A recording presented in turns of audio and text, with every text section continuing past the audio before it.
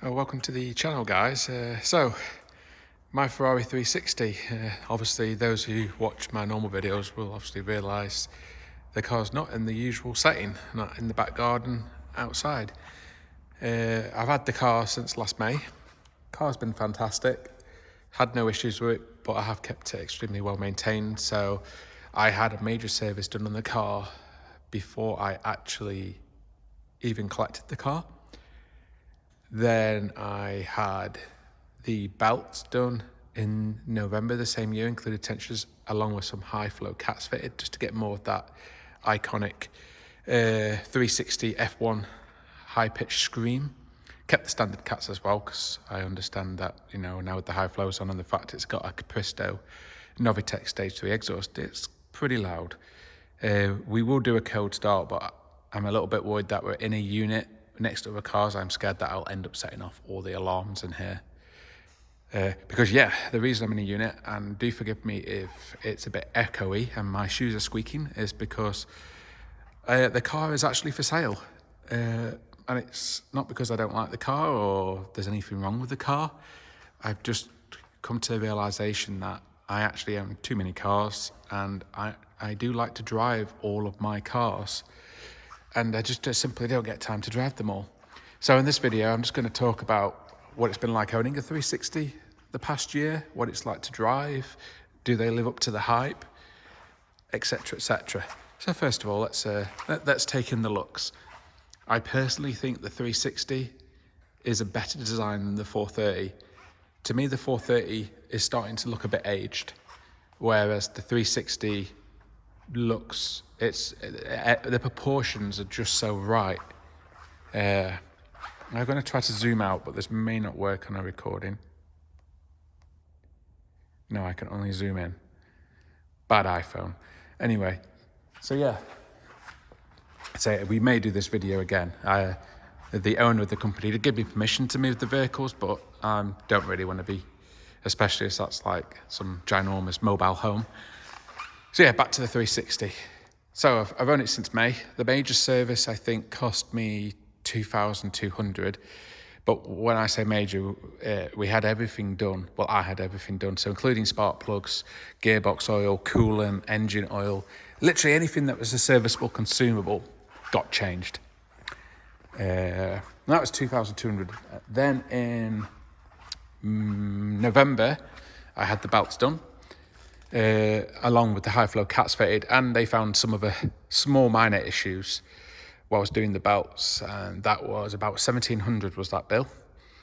Then in May this year, I had it serviced again, because annual servicing, it's very important that you service these cars every year, even if they don't get driven much.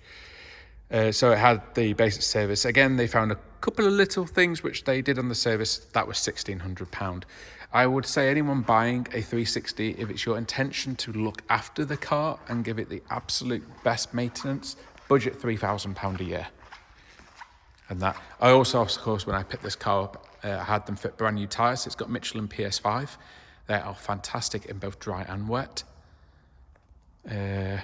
So yeah, budget £3,000 a year to service the car and consumables, and then any money you save per year, add it to the pot and save it for when maybe there's a bigger bill present. So what do 360s suffer from? They're generally quite reliable cars, actually. You know, this was Ferrari's foray into making a supercar that could be driven every day and would be a reliable supercar. So it's a massive, massive improvement upon the 355, and it keeps the 5-valve head, so it has the same amazing soundtrack of the 355, whereas every Ferrari that came afterwards, don't get me wrong, a 430 and a 458 still sound amazing, but the 360 is just that bit extra. So yeah, what you want to look out for on 360s, it's an aluminium car, and like a lot of aluminium supercars, they do suffer corrosion. I'm just going to be mindful of this truss there. Oh, you can see. So yeah, they corrode. They can corrode in all of the arches. So you want to run your hand underneath all of the arches. Make sure they're super smooth, which my car is, because this car about 4 or 5 years ago, Aldous Voice of AV Engineering, who I would probably say is the absolute best Ferrari specialist for 360s and similar aged Ferraris. He is just amazing. What he does not know is on another level. So yeah, if you're in the south, he's the best specialist to take your Ferrari to. So he did all of the corrosion. I have photos of the work. So what they did, is it was done properly, is that all of the car, all of the affected areas were taken back to bare metal. And if that metal couldn't be recovered, then of course the affected area was taken out and fresh metalwork put in. But I think, as it turns out, all of the metal was treatable because it was caught at quite an early date. So, but because it was very small amounts of corrosion, and by small amounts, we're talking less than a finger size. I think there was a little bit on both front wings. They also like to go at the bottom of the doors, like to corrode there. They like to corrode in these areas. I believe that this had a little bit there. I believe there was a little bit down there. Again, the rear arches are just as prone to corrosion as the front arches. I think that this was okay. And again, there was some small amounts of corrosion again in the arch and stuff on this side. So because it was small amounts, nearly on every panel dotted around the car, I would have suggested to the owner at the time that it would actually make sense to treat the whole car and paint pretty much the whole car in one hit. So then essentially you'd get like a perfect paint finish on the car because they were painting the entire car. I think the only area that wasn't painted was the roof. So the whole car was painted, all the corrosion was treated. That's something to look out for, but that's why this car presents so well, is obviously it's had pretty much a professional paint job in the last 4 years.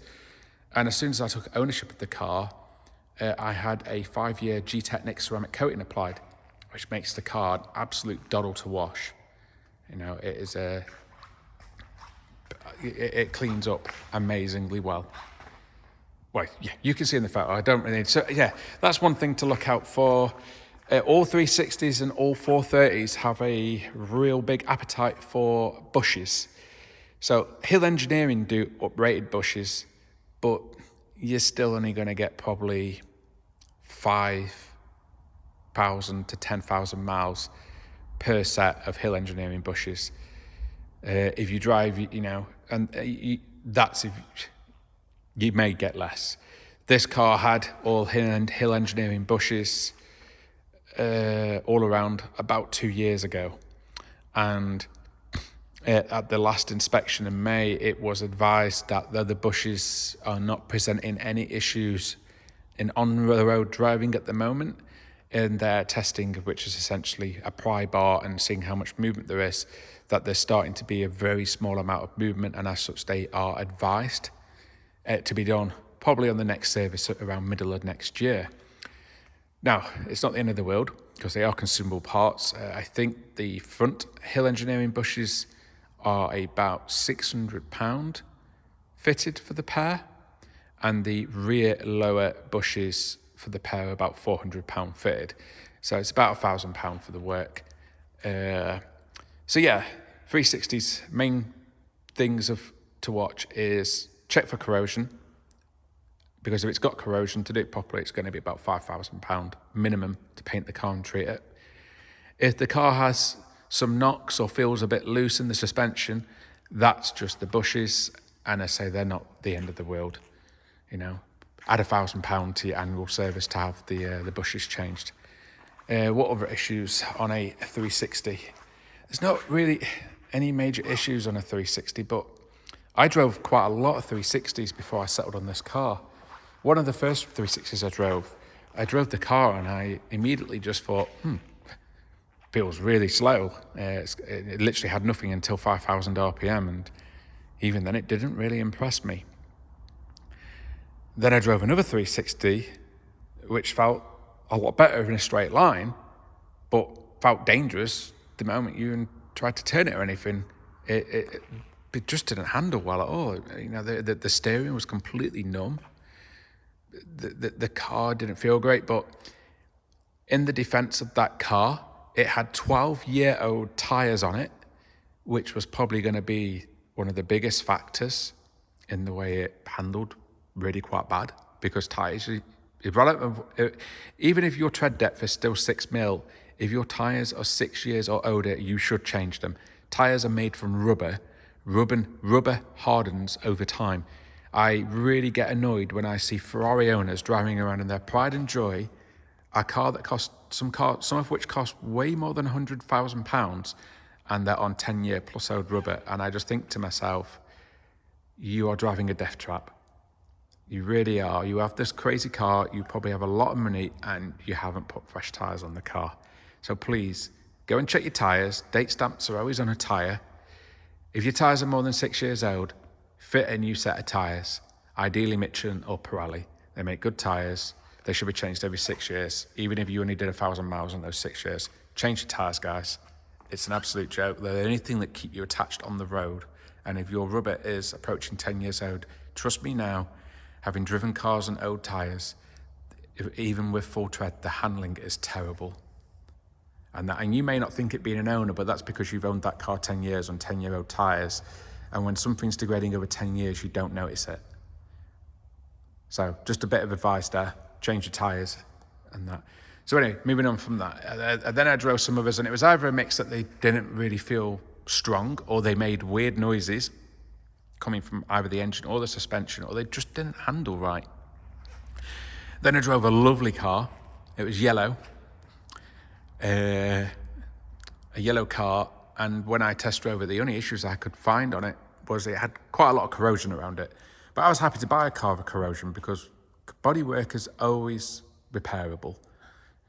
But unfortunately, I had that car inspected by Ferrari, and the bill to get the car where it needed to be to my standards, it needed £15,000 more about spending on it to get it up to standard. So again, if you're buying a car that maybe doesn't have full service history, or it's a little bit of an unknown entity, I really would advise that you get an inspection on a Ferrari. Ferrari dealers can offer inspections, numerous specialists can offer inspections. Could be worthwhile doing.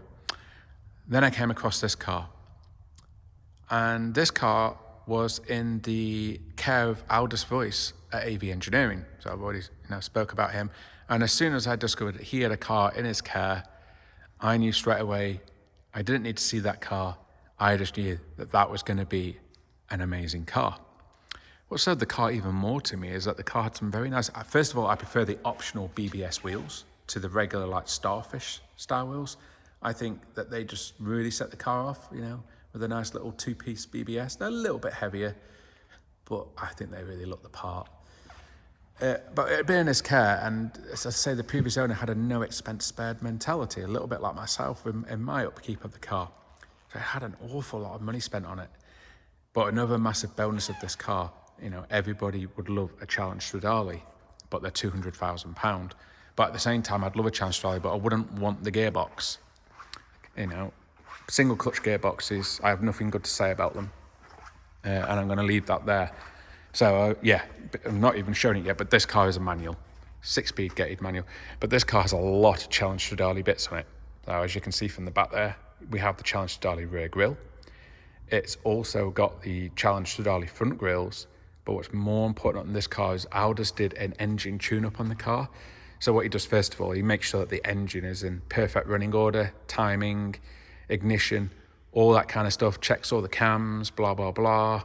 He checked it all. He's like, yeah, car's absolutely tip-top condition. I'm happy to apply the CS engine map, or TCU, or engine ECU as they call it, because the Challenge Stradale engine is no different internally to the regular 360 engine.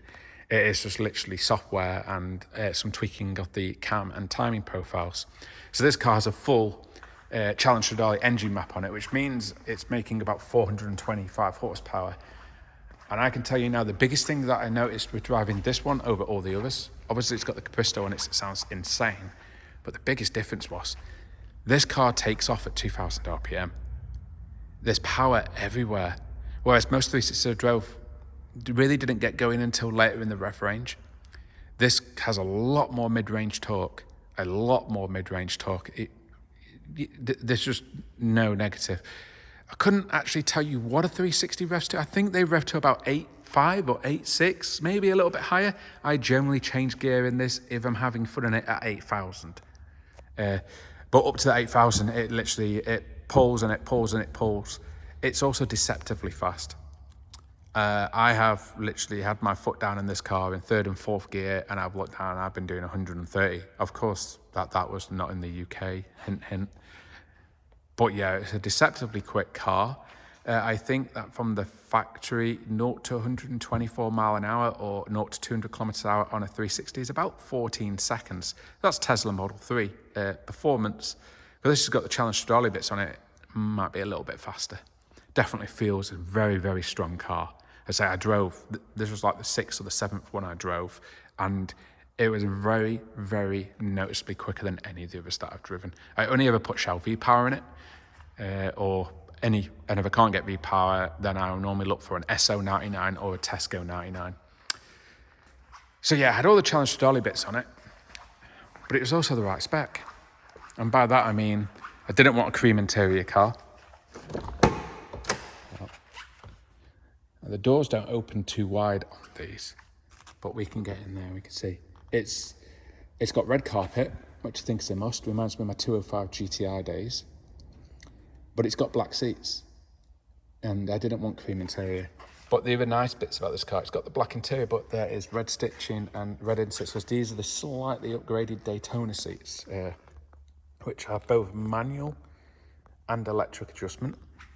You can also put the seats forward. I've been it's got quite leather treatment, so the leather's very squeaky. And you can see there's quite a large area behind the seats for putting suitcases, etc., etc. What have I done with the keys? That's not the keys to this. That's not the keys to this. Have I lost the keys already? No, they're in my other pocket. Sorry, let me just get you some. As you see, it's a 6-speed manual. And what I will say, the manual in this, obviously many of you would have watched my review of the R8. So I'm just going to pop the front. I'm going to pop everything actually. Whilst I'm in here, I'll pop everything and show you everything. So you've seen what the luggage space is like there. It's a very roomy car on the inside. And that's very, very easy to drive. I say that the gearbox and the clutch, the weighting is perfect, but the gearbox is buttery. It's also got a Challenge Stradale transmission mount in this car as well. I don't know what that does, but the transmission feels gorgeous. And like I say, all of the 360s I drove were all manuals because I did not want an F1 car. I only wanted a manual. As you can see.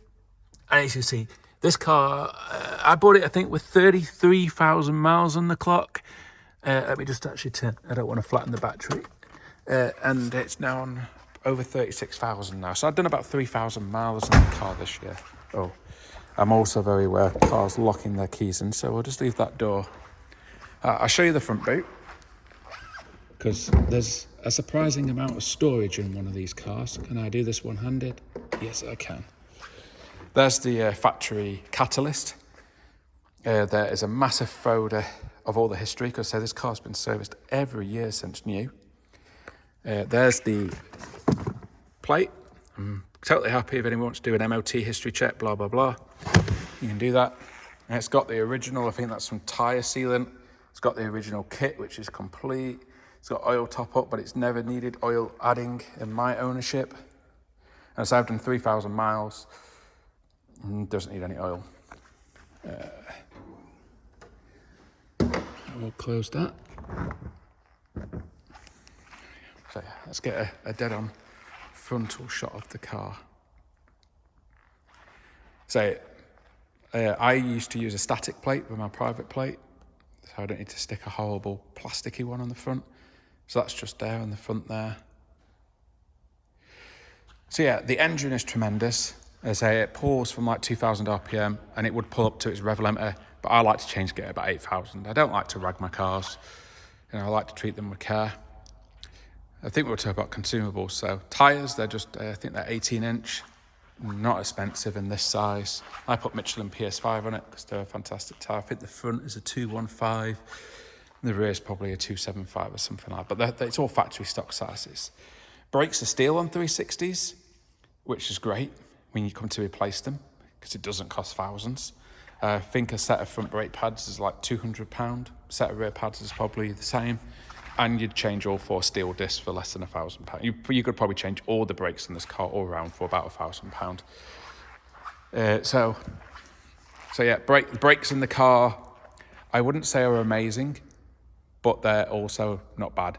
I would say the brakes are good. They get better the more you use them and the more you drive the car. Let's just say it this way, I've never like stopped or braked hard in the car and thought, I wish I had better brakes. But of course, I'm fortunate to have stuff like a McLaren 600 LT and like full-on track style cars, which of course have truly amazing brakes that throw you through the windscreen, blah, blah, blah. The brakes are good. The brakes are very good. You know, they're easily on par with something like a 996 Turbo, for example. So it's got fantastic brakes. Well, not fantastic, just very good brakes. But of course, this car's completely stock on the brakes. It's got Ferrari factory pads in it. Just like any car, let's show you those grills. But like any car, you could put rated pads in the car and that's going to make a difference. But yeah, the brakes are good. The engine is an absolute honey. So this got more, it's quicker than the R8. My R8 is a V8 and also a manual. This is the quicker car. Maybe the R8 is quicker off the line to say maybe 50 mile an hour. Maybe, but this past 60 would be pulling away from the R8 into triple digits. This would be definitely pulling away more. And my R8 is a very healthy one. It's also a very low mileage car. So the engine is superb. The brakes are very good. The handling, I love the handling. I love the handling on this car. The reason I love the 360 so much and why I wanted one, it's before Ferrari went to all of the, the EDIF, combined traction control setup that they started doing. So this car only just has a very basic traction control system, and I mean basic. You can leave it on and it will really, I've opened the fuel cap by the way, you can leave it on and it's very annoying. If you put the car into sport mode, then it's fine. But of course, if you are a good driver and you're confident, and ideally on private roads or track, you can turn the traction control off, because what you really feel in this car is like, when you come in on a corner exit and you start accelerating out the corner, you feel this, you can feel the suspension loading up. You feel it all happening through the seat of your pants, and it's quite a tremendous feeling actually, because this car teaches you how a car handles, because you can feel it all going on. And that's quite unique, and that is actually something I would really miss about the car. It's just the handling is, I think it's fantastic. I mean, yeah, there's definitely cars that go faster around a track, blah, blah, blah. But it's a proper driver's car, this. A real driver's car. But it's also something you could drive every day. You could easily drive this every day. You go shopping on it. You do anything on a 360. It's a very, very easy car. Steering is not its strongest point. It is hydraulic, but it's not the best. And that, so, yeah, the steering is okay. For me, because the alignment, it's got a Challenge Stradale alignment on it, so all the wheels are pointing where they should point. We've made the alignment reasonably aggressive, because it does make the car more nicer to drive. Even just when cruising, it makes it nice to drive, but you get that essential feedback that you want from a car with a good, these cars are super sensitive to alignment, super sensitive, so that's always important, but that's not an expensive thing. Any good alignment shop would do a full alignment on one of these for probably £200 to £400, depending on how many shims and how much time's involved. So steering feel is okay, virgin to good, far better than a modern car, but there are better hydraulic racks, again, you know, likes of Porsche, masters of hydraulic steering. Likewise, the actual real masters of hydraulic steering are those guys, Lotus. They're the absolute masters when it comes to steering feedback. But the 360 is good. It's very comfy, handles great, engine is a peach, brakes are very good. It's just a great all-round car, and the manual is one of the best manuals you can use. The gearing is absolutely spot on. It's not too long like a Porsche, but it's not so short that you're changing gear every 5 seconds. So yeah, the gear, it's just a great all-round car. And that. This one's got the, always when buying one of these as well, make sure it has genuine factory fitted shields. You see so many for sale that if you look very close in the photos, you will not see the recess in the wing. They're just stickers. Very bad. Because obviously it's quite an expensive option from the factory to have the shields. So yeah, but why am I selling it? I kind of like echoed on it earlier in the video. To be blunt, I've got too many cars, and I actually like to drive my cars. I don't buy them just to look at them. I actually really enjoy driving them. But it's got to the point where this was locked away in the garage, and I only like to take it out if it was perfect conditions, so dry weather. I mean, nothing will go wrong with it if it gets wet. It's not scared of the rain, but I babied it a bit too much maybe. So it didn't, well, I'd say I bought it last May, and I've done only about 3,000 miles in the car since then. As I've been on road trips in it, I've used it just traveling to and from work. And it's great fun, but I do need to downsize. And as this is the car that I've done the least miles in, because let's face it, it's not the kind of car you could drive it every day, but you probably shouldn't. Fuel economy is pretty tragic in it. Probably 22 to 25, maybe 26 tops on a long motorway journey. Any other time, it's probably 12 to 17, depending on how heavy your left foot is. No, right foot. What am I doing? Getting all, how heavy your right foot is. So it's just a fantastic all-round car, but I'm selling it because I just don't use it enough. I don't really have any plans for replacement. As I say, the main reason for sale is I'm downsizing the fleet a bit more. So I'm actually driving the cars that I do have left more. Let me see if I can get you. I just don't want to. I've got there's a very nice Lamborghini here. I'm squeezing in between it, but I don't want to touch it.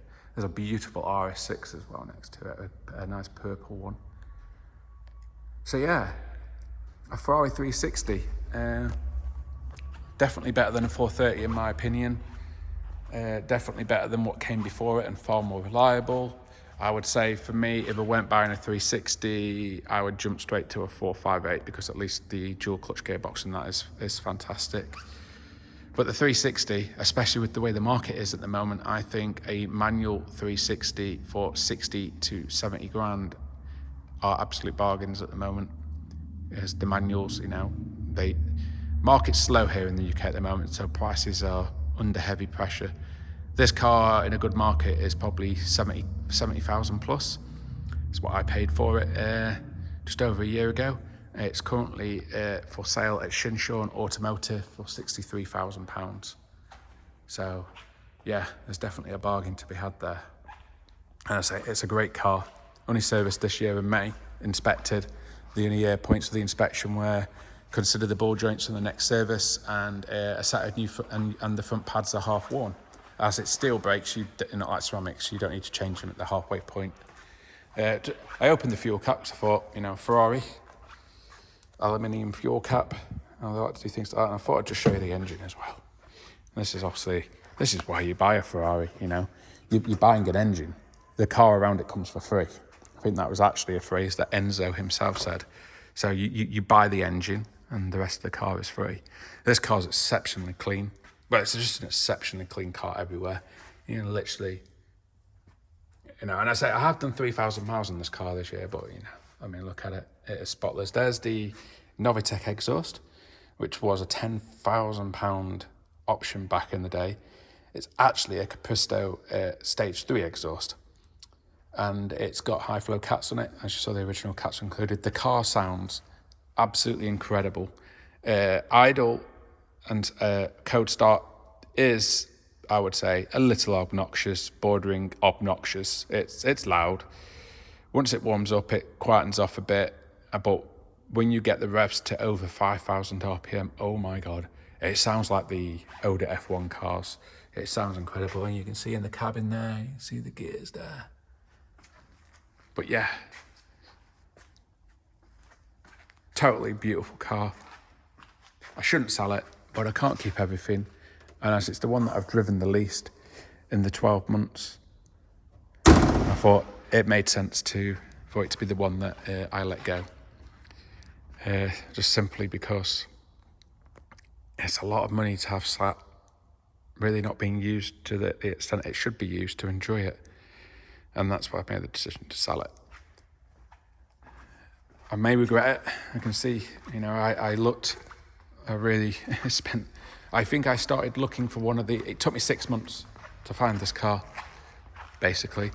So it took me 6 months to find it, and now I'm selling it. So maybe it's a very bad decision, but like I say, I feel that if I'm not driving them, then I shouldn't really own them, because if I want to look at a car, I can buy a model for a lot less than buying the real McCoy, and also you don't have to service models and stuff. So yeah, cars for sale. I'm just trying to think anything bad. Well, obviously the great points of the car, the engine is absolutely amazing, the handling is absolutely amazing. Just driving around in it gives you that amazing feeling. It's like I'm in a Ferrari, and it's red, and you feel like a superhero driving around in it. It's a great car. You do get attention, so if you're not after attention, maybe not the car for you, because you do get a lot of attention in one of these. It gets nearly all positive, which is good. I think that's because it's just an older Ferrari, generally more light. It's comfy. It rides amazingly well, even in the sport mode, because also these have magnetic dampers. Even in the really firm mode, the car is not firm at all. It's just so comfortable. In the soft mode, it's mega plush. The handling is fantastic. I would say the average points to good, which are not fantastic, is the steering and the brakes. The bad points, the headlights are totally useless. I drove it in the dark once, and I could hardly see where I was going. So I generally don't like driving in the dark anyway, because I don't have the best night vision. But yeah, the headlights on a 360 are not very good. But it's a year 2000 car, so it's before the dawn of LEDs and all that cool stuff. The sound system in it is average, but again, who needs a sound system when you've got a flat plane screaming V8 right behind your head? Fuel consumption is poor.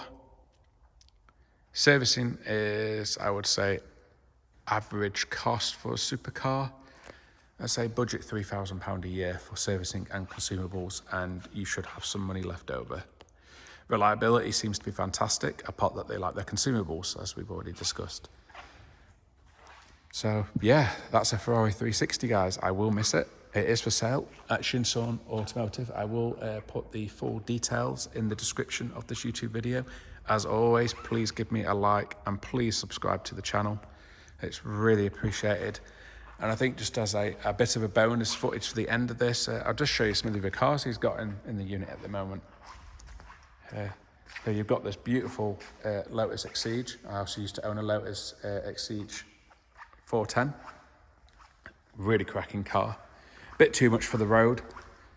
And that, they're quite harsh, but they are amazing to drive. They're amazing on track. I did quite a few track days in my 410. Fantastic on track, though I do prefer my Alpine over the Lotus. Anyway, let's not go into that. So there's the Exige. I think this is a 380 Sport, this one. So it's a very nice car. I say visit the website to find out how much things are.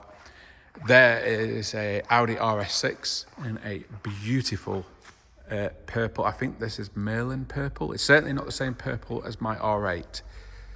But yeah, that's stunning. I think that is actually James, the owner's car. Anyway, as you see, there's no Shinsean plate on the car. I believe that's his own car. And then we've got this is a Technica. So this is one of the very last Lamborghini Huracans. The Technica is just amazing. I love cars that are about driving and are drivers' cars. And don't mean to offend any Lamborghini owners or any Lamborghini fans, but I've drove Aventadors and I've driven previous Huracans. And well, I didn't buy one, did I? So I think that pretty much sums what my thoughts are up. I think that when it comes to looks and sound, Lamborghini is always the best. They always steal the show. Maybe not in the case of this one. It's a bit subdued in colour. It's not my taste. But I will confess, especially an Aventador, is always guaranteed to be the star of the show out of any supercar, until you get to maybe hypercars like Pagani's and all that kind of jazz. So yeah, they look great, but I just never really enjoyed driving them. In fact, I prefer my R8 V8 manual to drive over most Huracans, because I can really use its power and enjoy it without feeling too guilty about how fast I'm going. When I've driven Huracans in the past, including the Performante, you do end up going extremely fast on the road to get the same level of enjoyment. Whereas that, you can still end up going pretty fast on the road, but you're getting the enjoyment, you're feeling the suspension, you're feeling how the car handles and the feedback and everything at half the speed of, say, that. But what I will say is the Technica is a massive leap on to Huracans I've passed. If I was to buy a Lamborghini, the only Lamborghini I would consider buying would be either a Huracan Performante, a Huracan Technica, or a Huracan STO. They are the only ones that interest me. I don't like the new Lamborghini, whatever it's called, you know, the crazy 1,000 horsepower hybrid car. Just not me at all. I really was disappointed with my drive of an Aventador LP700. I thought it felt slow. It wasn't slow, but the gearing was so goddamn long as that it didn't, you know when you floor a car and you accelerate hard, you want to be like, oh my God, that feels incredible. In the Aventador, I just didn't get that at all. I was just like, well, this isn't quick. My 458 felt way quicker than the Aventador. The reality is the 458 and the Aventador are quite evenly matched in a straight line. The Aventador might even be a touch quicker. But for me, what makes a car is not actually how fast it is, but how fast does it feel. And the 458 is one of the best modern supercars you can buy for that. It is literally the fastest feeling modern supercar, 2010 onwards, I would say you can buy. Because you floor it in second gear, it rips your face off. You floor it in third gear, it rips your face off. You look down, you're not even doing 100. Where you floor a Huracan in third gear, you're doing well over 100. Same with like a Porsche GT3. They don't feel that fast, but I do believe they have put maybe even shorter gearing in these Technicas as well. I know they've done a lot, and I know if I was to buy a Lamborghini now, it would only be a Huracan, but it would have to be a Perf, a Technica, or an STO. They're the ones. The Aventadors don't interest me, and the older Huracans, I was just bored out of my mind driving them. That's where that comes in. I say, I'll go back to it. You feel how handling works in a 360, and also when you accelerate, it goes. It's light. I couldn't tell you the exact weight, but I suspect it's 1,400 kilos. It's a light car. Anyway, other cars, another amazing car here. I'm not sure if this is something he's selling or not. I suspect it is. It's a Porsche 996 Turbo. Stupidly quick, especially for how old they are now, but Porsche Turbos have always been stupidly quick. Got a Porsche, don't know what model it is. I will try to squeeze around the back in a bit. That's a Porsche 992. Probably a Carrera, looking at the wheel. Oh no, it's got centre locks on it. Maybe a GTS. We'll find out when we get to the back of it. And I spotted, obviously, I wanted to, on this, here we have an aerial Atom. You know, I was going on about like, what are the best cars are the cars that feel quicker than they actually are? Well, an Atom delivers on that. But the other thing is with an Atom now, they're really stupidly quick as well. You know, these things are absolutely monsters, and this is an Atom 4, so this is the latest Atom, and not only is it bonkers quick, but you also feel like you're going to die in it. So yeah, tremendous car, but of course not a car you could use every day. It really is a track car and a weekend only type car. But I mean, look at that. You've got Olin suspension there, beautifully on display. Yeah, I think this is a car. This is definitely something I need to own at some point in the future.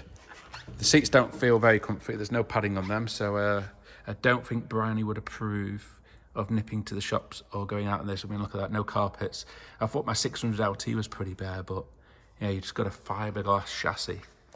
Oh, yeah, and then there's this as well. I don't know, it's obviously a Citroen, but man, it looks well cool. I've got no idea what it is. Again, anybody who's watching who knows what that is, please feel free to comment and yeah, let us know what it is. Got a lovely BMW Z3 here. It's not like an M1, it's not a fast one, but I believe it's a one-owner car from new with mega low mileage.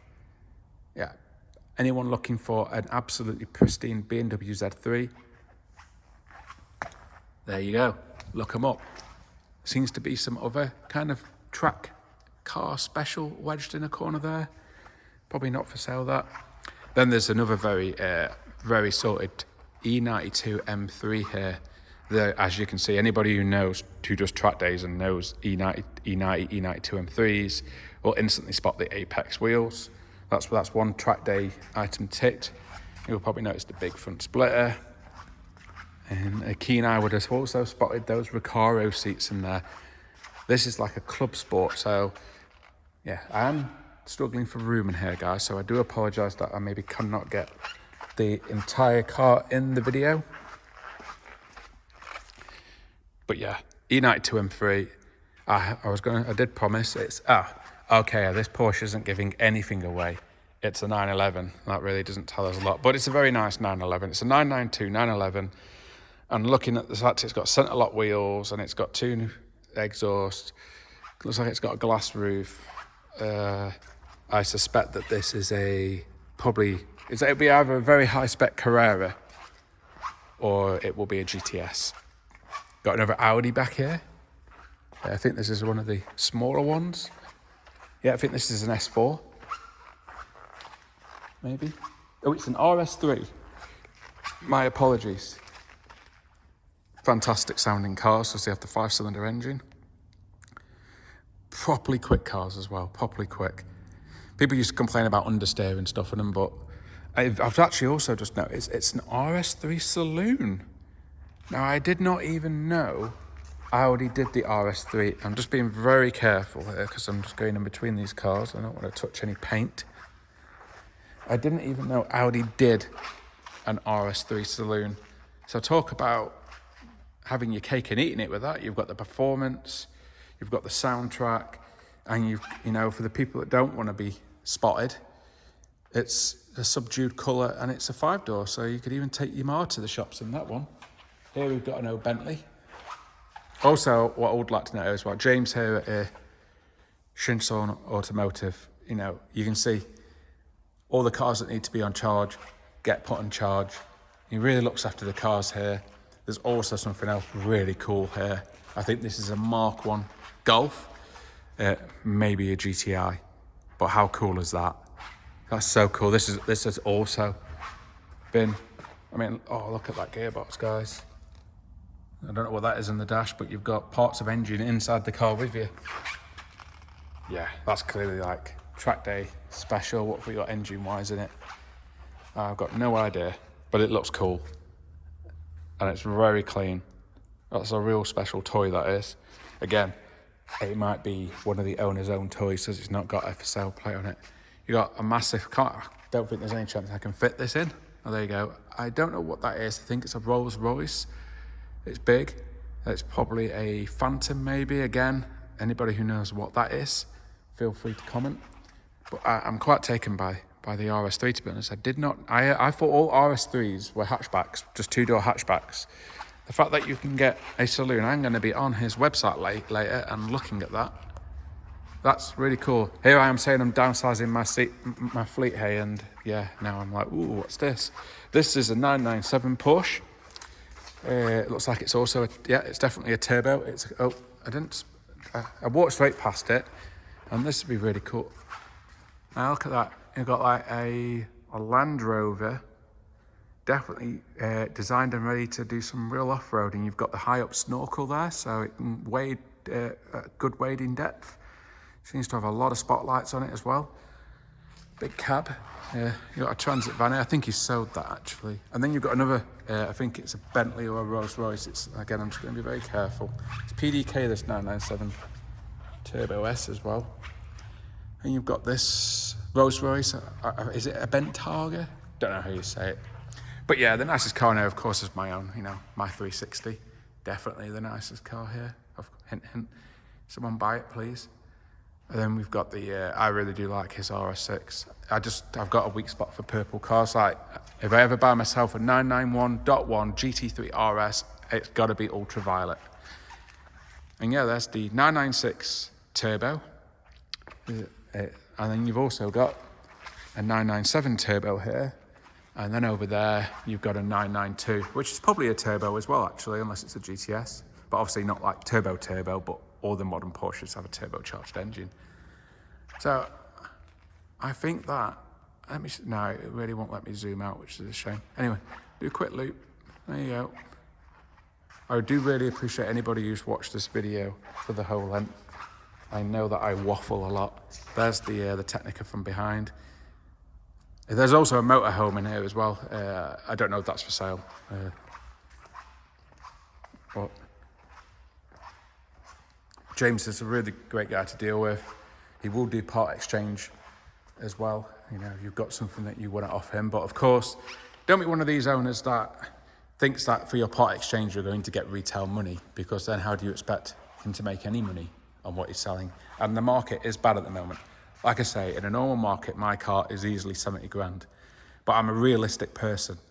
So as far as I'm concerned, I think my 360 is the best for sale in the market if you want a manual, because it's been serviced every year since new. It's never missed a service. It's never been owned by somebody who tried to run it on peanuts.